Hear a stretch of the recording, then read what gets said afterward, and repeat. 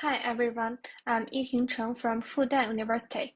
It's my great honor to introduce our paper, CiCo, Domain-Aware Sign Language Retrieval via Cross-Lingual Contrastive Learning. First, let me provide a brief overview of our work. Sign language understanding are crucial for communication between hard of hearing and no-signers. Our paper, CiCo, focuses on sign language retrieval, a key task in sign language understanding. In this work, we consider the linguistic characteristics of sign language and formulate sign language retrieval as a video-text retrieval task, as well as a cross-lingual retrieval task. Our CiCo outperforms existing models in 3 popular benchmarks and achieves state-of-the-art results. Now let me provide more background on sign language retrieval. It is a relatively new task in sign language understanding that consists of 2 subtasks: text-to-sign video, T2V retrieval, and sign video to text, V2T retrieval. In T2V, the objective is to find a video that best matches a given free-form writing query from a large collection of sign language videos, as shown in the left figure. On the other hand, in V2T, the goal is to identify the most relevant text description given query of sign language video, as shown in the right figure. Unlike general video text retrieval, some languages have their own grammars and linguistic properties, which means some language videos carry semantics by themselves.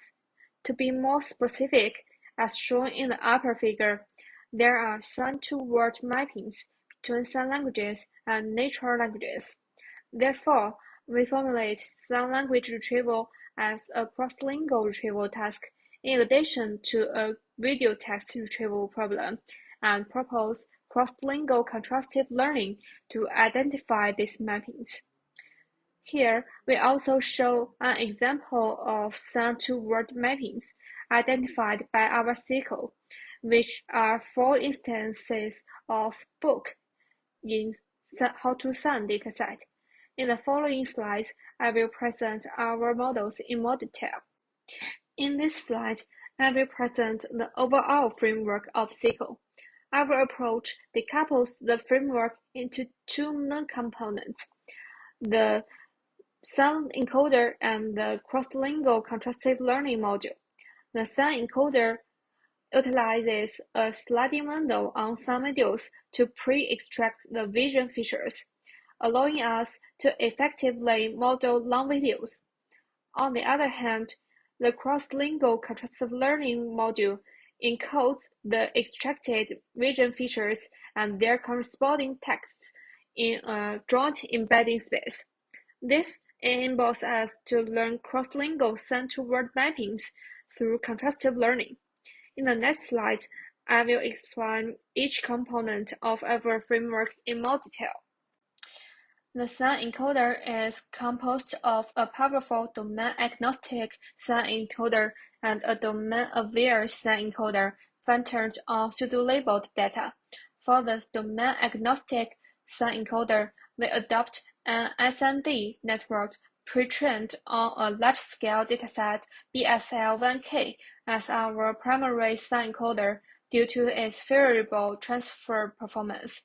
However, there is a non-negligible domain gap between BSL1K and sign language retrieval datasets. To tackle this, we fine-tune a domain-aware sign encoder, which has an identical architecture to the domain-agnostic sign encoder on target datasets through pseudo-labeling.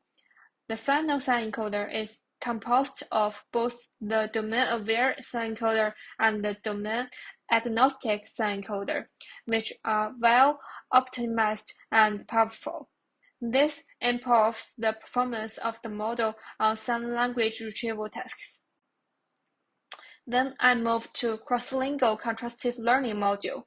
The goal of CLCL is to learn a joint embedding space of some videos and texts while concretely identifying the fine-grained center-word mappings during training.